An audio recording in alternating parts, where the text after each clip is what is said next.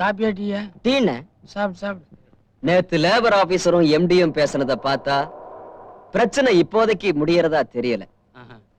அது முடியற வரைக்கும் நாமளும் உண்ணாவிரதத்தை நிறுத்தவே போறதில்ல. யோ, உண்ணாவிரதம் இருக்கிறது நானு. என்ன ஒரு வார்த்தை கேட்காம நீயே பேசிட்டு இருந்தா எந்திரிச்சு வாடா. நான் எந்திரிக்கணும்னா இவங்களை கேட்கணுமா? எதுக்கு ஒரு வார்த்தை கேட்க? அறிவு கட்டவனே, நீ இவங்க பேச்ச கட்டுக்கிட்டு இங்க உண்ணாவிரதம் இருக்கிற. அங்க உன் பொண்டாட்டி உண்ணாவிரதம் இருந்து இப்ப அவளுக்கு அபார்ஷன் ஆயிடுறா.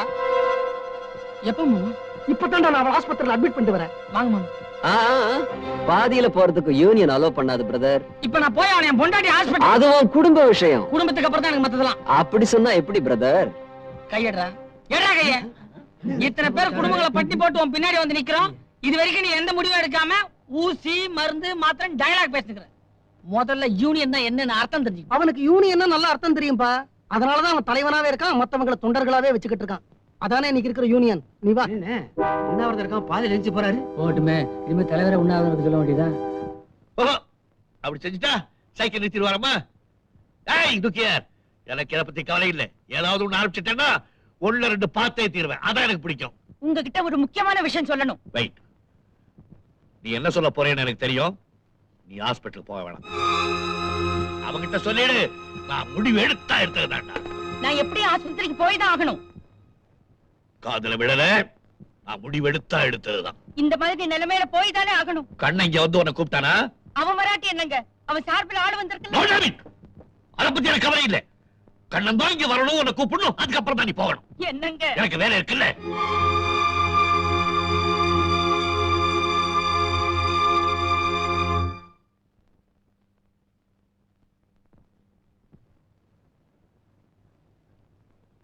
வணக்கண்ணே. நீங்க உங்க ஃபேக்டரியில வேலை செய்யற தொழிலாளிகளுக்காக வீடு கட்டி கொடுத்திருக்கீங்க, ஸ்கூல் கட்டி வச்சிருக்கீங்க, யூனிஃபார்ம்லாம் தைச்சு கொடுத்திருக்கீங்க.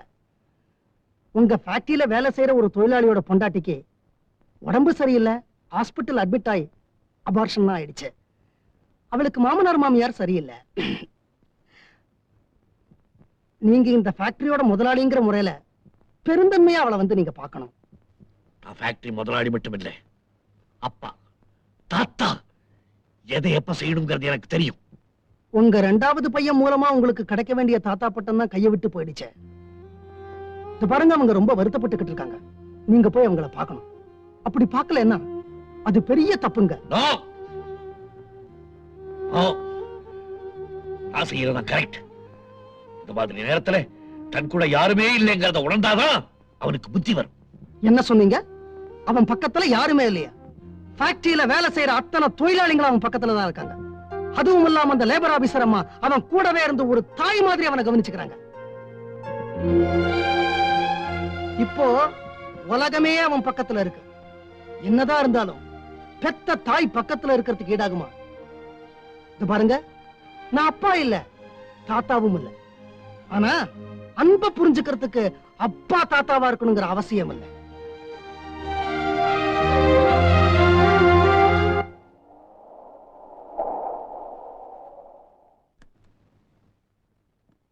பாத்துறங்க.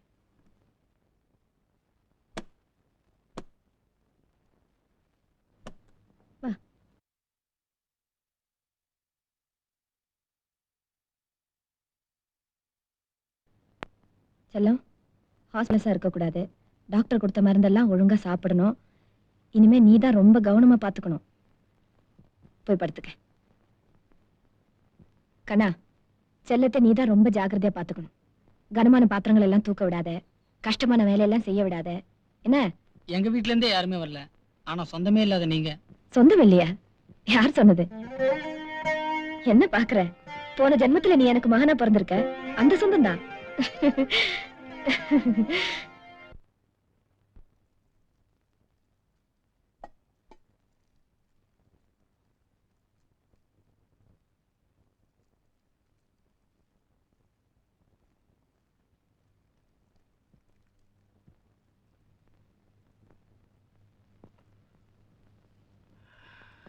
அம்மா, இப்ப என்னாச்சு?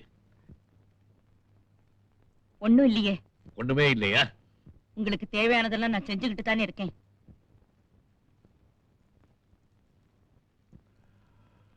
இத பாரு, உனக்கா இப்ப நான் 2 படி இறங்கி வர்றேன். மகன் இந்த வீட்டுக்கு வர்றத பத்தி எனக்கு ஒன்றும் ஆட்சேபனை கிடையாது. நிஜமாவா? ஆமா.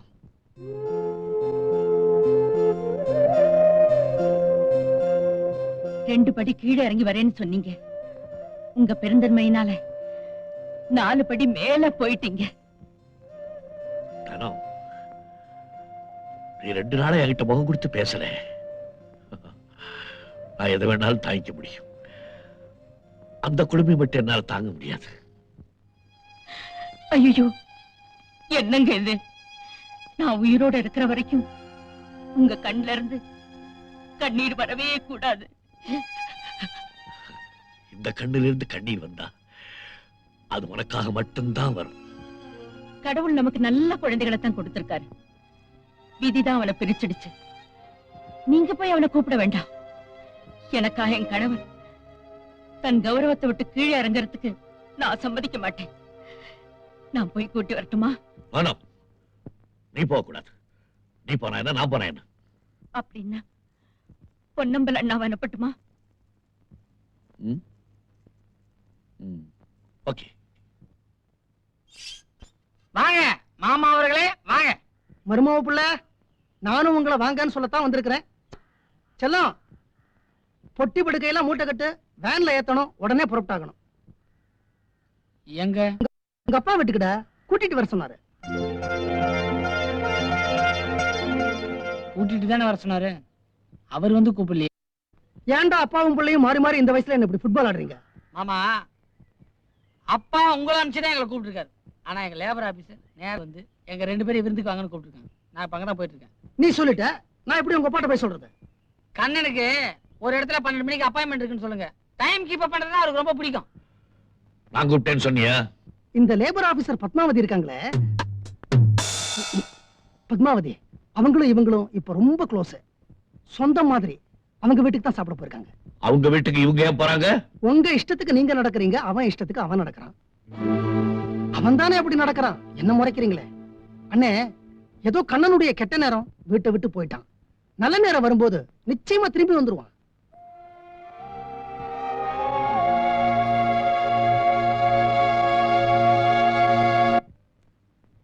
தொழிலாளர் சார்பாக நீங்க கொடுத்த கோரிக்கைகளையும் முதலாளி தரப்புல சொல்லப்பட்ட பிரச்சனைகளையும் அனலைஸ் பண்ணி ஒரு முடிவுக்கு வந்திருக்கேன். இப்ப நான் எதிர்பார்த்துட்டு இருக்கிறது உங்க எம்டிஏ தான்.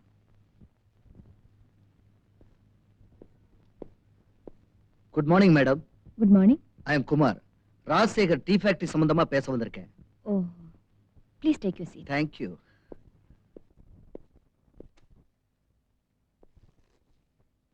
மிஸ்டர் குமார், இது நிரந்தரமா தீர்க்கப்பட வேண்டிய பிரச்சனை. தொழிலாளர்களையும் எம்டியையும் ஒன்னா வச்சு பேசணும்னு நான் ஆசைப்படுறேன். இஃப் யூ டோன்ட் மைண்ட், உங்க எம்டி வர சொல்றீங்களா?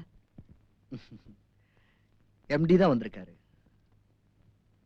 ராஜசேகர் டீ ஃபேக்டரிக்கு இன்னையிலிருந்து நான் தான் எம்டி. ப்ளீஸ் இந்த பாருங்க, உங்களுடைய கோரிக்கைகளை என்னால முடிஞ்ச அளவுக்கு நிறைவேற்றுறேன். தலைவர் பத்திரி, பாட்டாளி வர்க்கத்தின் ஒரே தலைவர் பத்திரி, பாட்டாளி வர்க்கத்தின் ஒரே தலைவர் பத்திரி, பாட்டாளி வர்க்கத்தின் ஒரே தலைவர் பத்திரி. நீதானே பக்கிரி? நான் பக்கிரி இல்லைங்க. என்ன தலைவரை போய் சொல்றீங்க? இவ்வளவு நாளா இவர்தான் தலைவர் பத்திரி தலைவர் பத்திரின்னு சொல்லிக்கிட்டு இருந்தாங்க. இவர் என்ன சார் தப்புனாரு? 1 2 கொடைக்கானல் டீ எஸ்டேட்ல 3 லட்சம் ரூபாய் தேலையை திருடினாரு. ஏற்காடு காஃபி ஃபேக்டரியில 2 லட்சம் ரூபாய் கையாடல் பண்ணாரு. அப்புறம் ஊட்டிக்கு வந்து வேலையை காட்டினாரு. இன்னைக்கு வசமா மாட்டிக்கிட்டாரு. உண்மையான தலைவனை நம்புங்கயா. வண்டிடு. தலைவரே இப்படி பண்ணிட்டாருங்களே.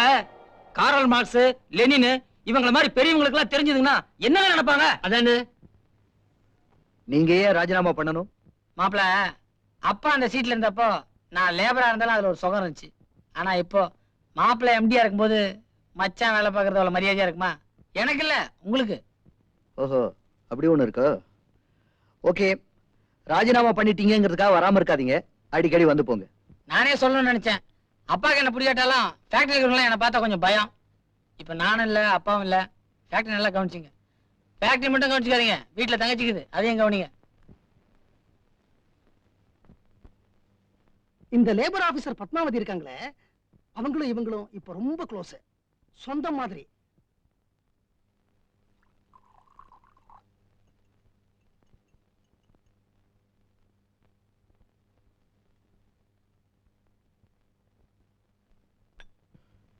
தனோ, நான் ஒரு கதை சொல்லட்டுமா? கதையா? பரவாயில்லையே, இன்னைக்கு நல்ல மூட்ல இருக்கீங்க போல இருக்கே. உங்க கதையை உட்கார்ந்து கேட்க எனக்கு நேரம் இல்ல. நான் வேலை செஞ்சுக்கிட்டே இருக்கேன், நீங்க கதையை சொல்லிக்கிட்டே இருங்க.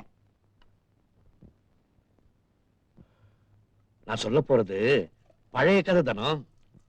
பழைய கதை தான் நல்லா இருக்கும், சொல்லுங்க. சொல்றேன். ஆனா கதை சொல்லி முடிஞ்சோடனே உன்னை ஒரு கேள்வி கேட்பேன், அதுக்கு நீ பதில் சொல்லணும். சொல்றேன். என் ஃப்ரெண்டு ஒருத்தன். ஃப்ரெண்டு கிண்டலாம் வேண்டாம், பேரை சொல்லுங்க. பேரு குப்புசாமி. குப்புசாமி அவன் காலேஜ் படிக்கும் போது ஒரு பொண்ணை காதலிச்சான். அந்த பொண்ணு பேரை சொல்லுங்க. பொண்ணு பேரு வரலட்சுமி. காலேஜ் நல்ல காதல் தானே, மேல சொல்லுங்க. இது அந்த மாதிரி காதல் இல்ல. ஒருத்தர் காதலிச்சாங்க தவிர தொட்டுக்கிட்டது கிடையாது. காலேஜ் தவிர வேற எங்கேயும் சந்திச்சது கிடையாது. 2 பேரும் மனமாற விரும்பினாங்க. அவன் அவளை கல்யாணம் பண்ணிக்கிறேன்னு வாக்கு கொடுத்தான். அத அவ மனப்பூர்வமா நம்பினான். இன்னும் நீங்க கதைக்கே வரலையே, கதைய சொல்லுங்க. கதைக்கு தான் வர்றேன். குப்புசாமி காலேஜ்ல இருந்து ஊருக்கு திரும்பினதுக்கு அப்புறம் தான் தெரிஞ்சது குப்புசாமியோட குருட்டு தங்கச்சிக்கு கல்யாணம் நிச்சயமாயிருக்குன்னு. அந்த கல்யாணம் நடக்கிறதா இருந்தா ஜாதக தோஷத்தால பல நாள் கல்யாணமாகாம இருக்கிற மாப்பிள்ளையுடைய தங்கச்சிய குப்புசாமி கட்டிக்கணுமா? பாவம் குப்புசாமி. குப்புசாமி பாவம் தான். வேற வழியே இல்லாம தன்னுடைய தங்கச்சிக்காக குப்புசாமி அந்த பொண்ணை கல்யாணம் பண்ணிக்கிட்டான். அந்த பொண்ணு ரொம்ப நல்ல பொண்ணு, தங்கமானவ, மகாலட்சுமி மாதிரி இருப்பா. ஆனா தன்னுடைய காதலிக்கு கொடுத்த வாக்க குப்புசாமியால நிறைவேற்ற முடியாம போச்சே. கதை சொல்லி முடிச்சோன்னு கேள்வி கேட்பேன்னு சொன்னேன்ல, இப்ப சொல்லு, குப்புசாமி செஞ்சது தப்பா? இது எப்படி இங்க தப்புன்னு சொல்ல முடியும்? வரலட்சுமியே காதலிச்சாரு, ஆனா முறை தவறி நடக்கலையே. சொந்த அண்ணன் ஒரு தங்கச்சிக்காக இது கூட செய்யலைன்னா பாவம் அந்த குருட்டு பொண்ணோட வாழ்க்கை என்ன ஆகும்? குப்புசாமியை நீ மன்னிச்சிடுவே இல்ல? கண்டிப்பா மன்னிச்சிடுவேன். அப்படின்னா என்னையும் மன்னிச்சிடுமா? நான் தான் அந்த குப்புசாமி.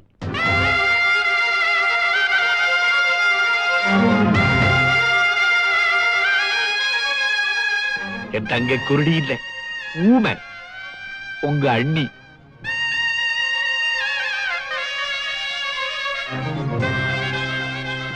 குப்புசாமி நீங்க? அப்போ வரலட்சுமி யாரு? Labour officer Padmavathi.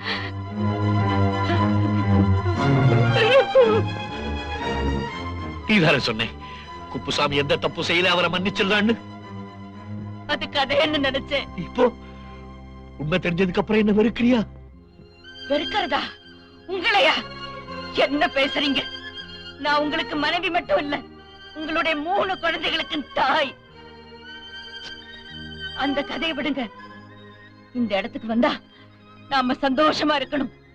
நடந்ததெல்லாம் மறந்துடுங்க, நிம்மதியா இருங்க. என்னால நிம்மதியா இருக்க முடியலையே. பத்மாவதி மனசுல என்ன வச்சிருக்காங்கிறத புரிஞ்சுக்க முடியல. அவளை நான் ஏன் கல்யாணம் பண்ணிக்காம போயிட்டேங்கிற காரணத்தை அவகிட்ட சொல்லவும் முடியல. என் பிள்ளைங்களுக்கு முன்னாலையும் மத்தவங்களுக்கு முன்னாலையும் நான் தலை நிமிர்ந்து நிக்கிறவன். நான் என் மகன் கண்ணனு தனியா போயிட்டோங்கிறது அவளுக்கு தெரிஞ்சு பழிவாங்குற எண்ணத்தோட நடந்த உண்மைகளை எல்லாம் கண்ணகிட்ட சொல்லிட்டான்னா?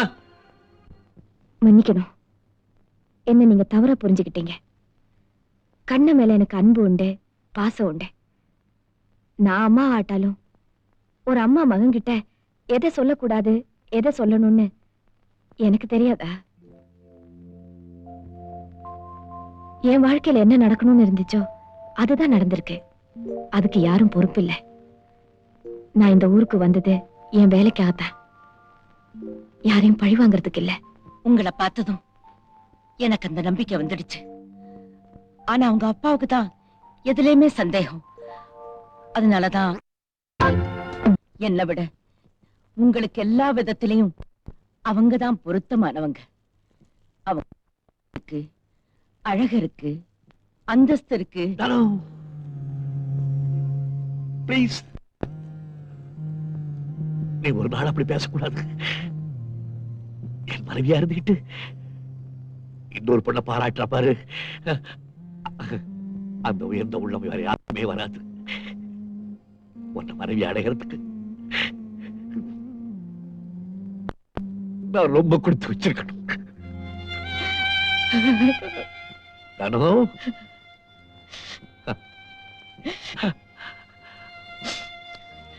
அழாதே. நீ விடுற கடைசி சொட்டு கண்ணீர் இதுவாத்தான் இருக்கணும்.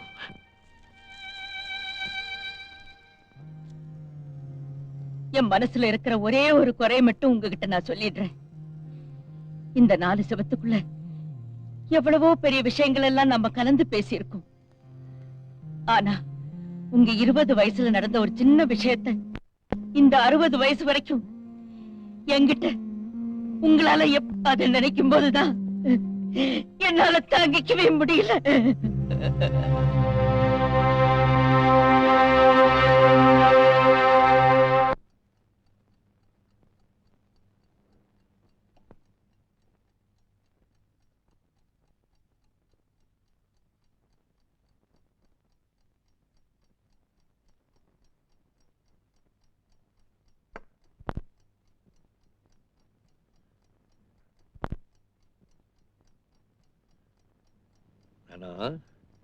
தானா, அடையப்பா, பொம்மைகளை கொஞ்சம் போர்ந்துடக்கூடாது.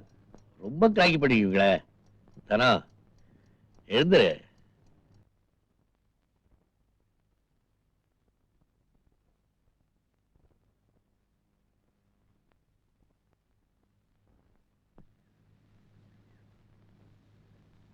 எல்லாம் கேள்விப்பட்டேன்.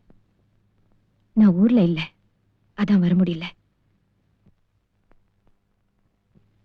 நான் ஒரே ஒரு தடவை தான் அவங்கள சந்திச்சேன். அப்பவே எனக்கு அவங்க மேல மதிப்பும் மரியாதையும் உண்டாயிடுச்சு. இவ்வளவு சீக்கிரத்துல அவங்கள இழந்துட்டதை நினைச்சா எனக்கும் வருத்தமா தான் இருக்கு. கடவுளா பார்த்து கொடுத்த வரப்பிரசாதம் தான் அவங்க. அந்த வகையில நீங்க ரொம்ப கொடுத்து வச்சவங்க. நீங்க எதையும் தாங்கிக்க கூடியவர் தான், எனக்கு தெரியும். இந்த இழப்பையும் தாங்கிக்க கூடிய சக்தி ஆண்டவன் உங்களுக்கு கொடுக்கணும். எனக்கு டிரான்ஸ்ஃபர் ஆர்டர் வந்திருக்கு. நான் போக போறேன். அப்படி நான் போயிட்டா மறுபடியும் நான் உங்களை சந்திப்பேங்கிற நம்பிக்கை எனக்கு இல்லை. But Raja, I am sorry.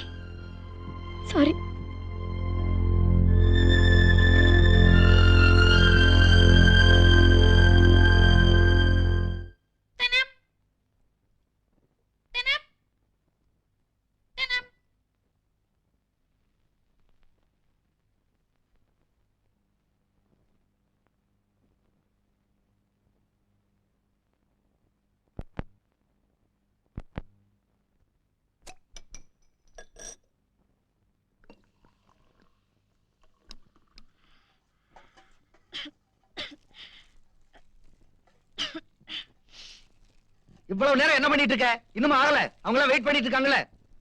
நான் ஒருத்தி தானங்க எல்லாம் செய்யணும். ஏன் ஒரு பட்டாளத்தையே கூட்டி கொண்டாந்து வச்சுக்க. புது இன்ஜினியர் ஆடிட்டர் எல்லாம் வெயிட் பண்ணிட்டு இருக்காங்க. அங்க போயிடு, அது கறிவிட போகுது. நான் அவங்க கிட்ட எல்லாம் என் பொண்டாட்டி ரொம்ப பிரமாதமா சமையல் பண்ணுவா, அதுவும் சீக்கிரம் பண்ணிடுவா, அப்படி இப்படின்னு பெருமையா சொல்லிட்டு வந்திருக்கேன். இப்படி லேட் பண்ணினா இப்படி? சீக்கிரம். என்னங்க என்ன? அவங்க கிட்ட எல்லாம் என்ன எவ்வளவு பாராட்டி இருக்கீங்களே, என்கிட்ட ஒரு தடவையாவது இப்படி சொல்லிருக்கீங்களா? அப்படி பொண்டாட்டி கிட்ட குழஞ்சு பேசுற ஆளு நான் இல்லம்மா. சீக்கிரம் எடுத்துட்டு வா.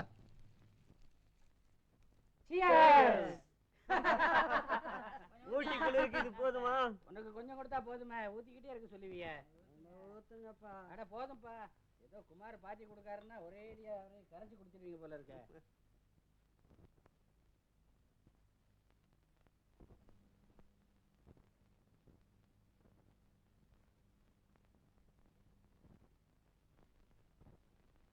நிலவிலே வாழ்ந்தோம், பனியிலே சேர்ந்தோம், சரித்திரம் கேட்டோம், தலைமுறை பார்த்தோம். அந்த கால பந்தம் அழிந்து போவதில்லை. நம்மை போல யாரும் ஜோடி சேர்ந்ததில்லை. இளமை காலம் எங்கே?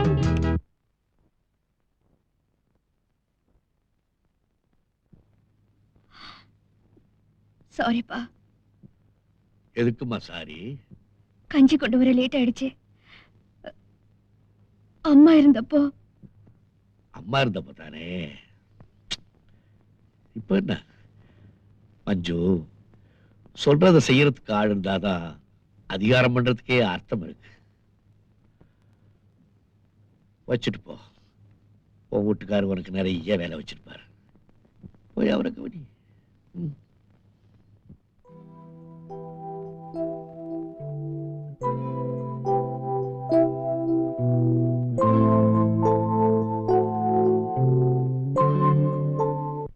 அப்பா அதுக்கு மெட்ராஸ் போனா அண்ணன் வீட்டுல தங்கினா. இப்ப மட்டும் அவர் கௌரவம் என்னாச்சு?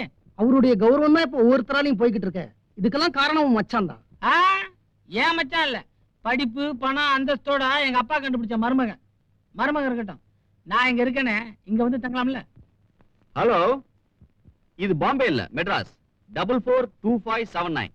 Wrong number. யா.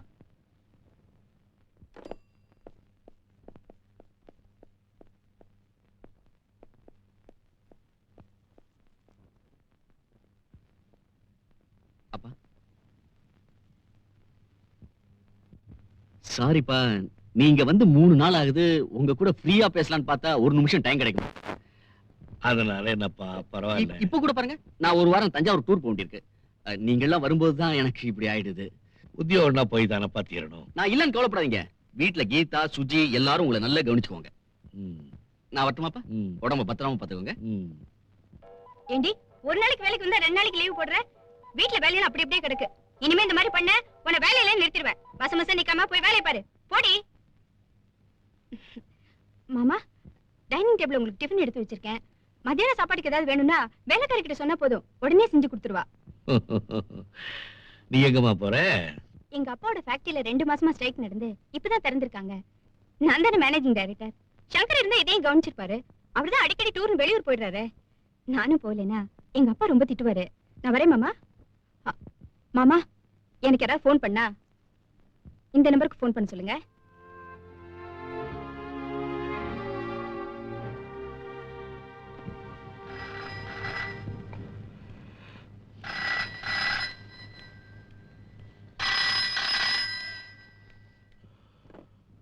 ஹலோ.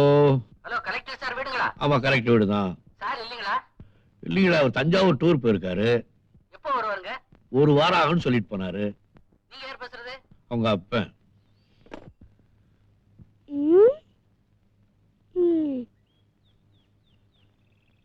பாபாய், என்னம்மா செய்யற? பட்டாமூச்சு பிடிக்கிறேன். நான் முடிச்சு கொடுக்கட்டுமா? ஐயோ, வேண்டாம் வேண்டாம். You are very serious.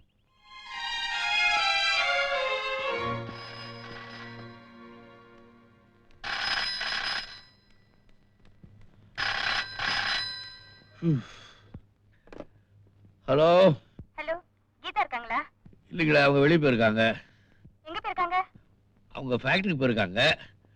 நீங்க இந்த நம்பருக்கு ஃபோன் பண்ணுங்க, அவங்க கிடைப்பாங்க.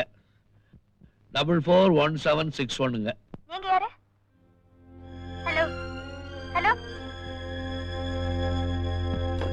ஒரு நாளைக்கு 40 டெலிபோன் வருது. கண்ணன் கண்ணன் கண்ணன். பல டெலிபோன் அட்டன் பண்றதுக்கு நான் என்ன டெலிபோன் பாயா? ஐயா, டிஃபன் சாப்பிடுங்க. நான் அப்புறம் சாப்பிடுறேம்மா. சீக்கிரம் சாப்பிடுங்க, எனக்கு நேரமாச்சு. ஏம்மா, நீ எங்கேயாவது டூர் போறியா இல்ல ஃபேக்டரிக்கு போறியா? நான் கொஞ்சம் குமுதம் படிக்கணும்.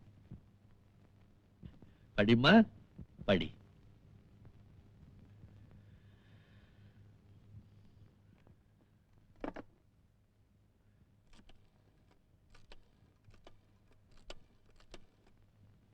ஹலோ.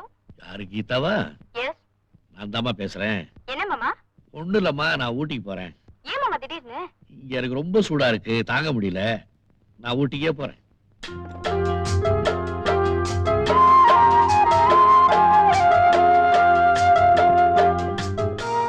ஓ, சாரி.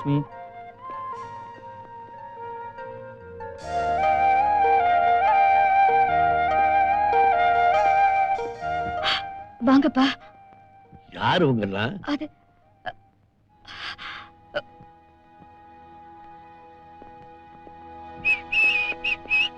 மாமா, எப்ப மெட்ராஸ்ல இருந்து வந்தீங்க? வரதா ஒரு போன் பண்ணி இருந்தா நான் வண்டி அனுப்பிச்சிருப்பேன். நீங்க இவ்வளவு சீக்கிரம் மெட்ராஸ்ல இருந்து வருவீங்கன்னு நான் எதிர்பார்க்கவே இல்லை. மெட்ராஸ் கிளைமேட் இவ்வளவு மோசமா இருக்கும்னு நான் எதிர்பார்க்கல. மாமா, உங்ககிட்ட ஒரு விஷயம் சொல்லணும். என்ன? அப்படி உட்கார்ந்து பேசலாமே? வாங்க.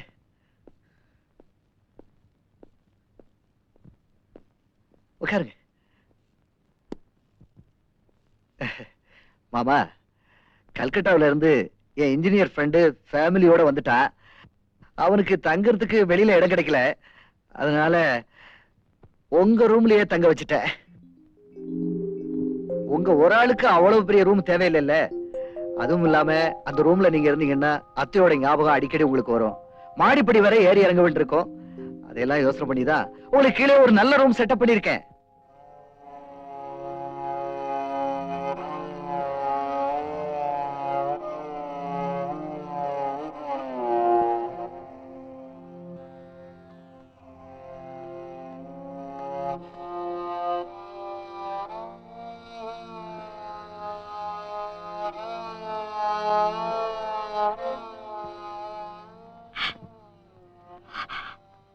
அப்பா, எனக்கு ஒண்ணும் தெரியாதுப்பா. நான் என்ன சொன்னாலும் அவர் கேக்குறதே இல்லப்பா. என்ன மன்னிச்சிருங்கப்பா, என்ன மன்னிச்சிருங்கப்பா. இந்த வீடு மஞ்சுவுக்கு தான். ஏன்னா பிறந்த இடத்தோட பெருமை பெண்களுக்கு தான் தெரியும். அவளாலதான் இந்த வீட்டை பாதுகாக்க முடியும்.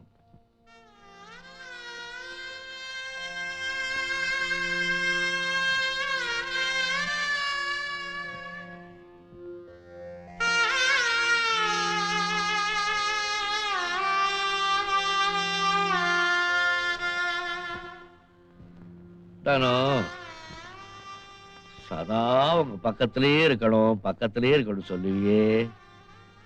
எங்கம்மா என் பக்கத்துல இருக்கே? என்ன தனியா விட்டுட்டு போயிட்டியே. நீ அடிக்கடி சொல்லுவியே ஆண்டவன் நமக்கு நல்ல குழந்தைகளை கொடுத்திருக்காருன்னு. இப்ப எங்க அந்த நல்ல குழந்தைகள்? நீ இருக்கும்போதுதான் நல்ல குழந்தைகள். நீ இருக்கும்போதுதான் பக்கத்துல இருந்தாங்க. நீ போனதுக்கு அப்புறம்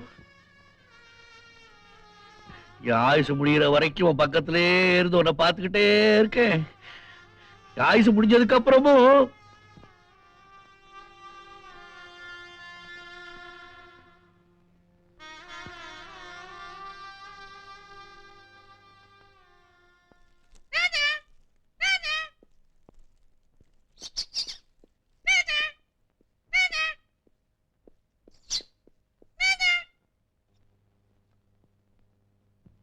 அப்பா,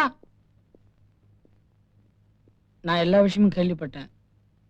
ரொம்ப வருத்தப்படுறேன். வேண்டாம், யாருடைய அனுதாபமும் எனக்கு தேவையில்லை.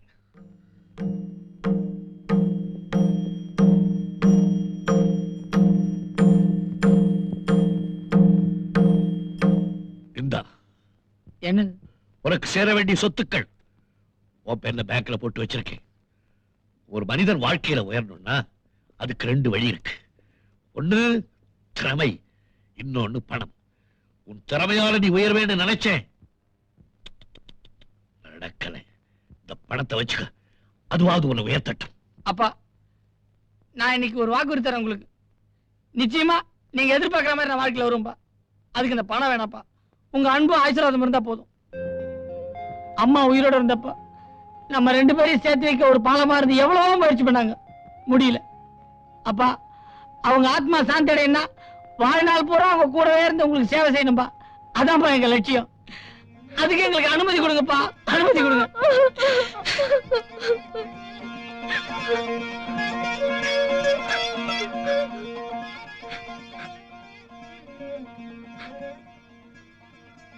ஐயா, என்ன ஐயான்னு கூப்பிடக்கூடாது, மாமா. அடாடாடா, இங்க பாருங்க, என்ன கண்கொள்ளா காட்சி. என் வாழ்க்கையிலேயே என் கேமரா எடுக்க போற முதல் நல்ல போட்டோ இதுதான். Smile please.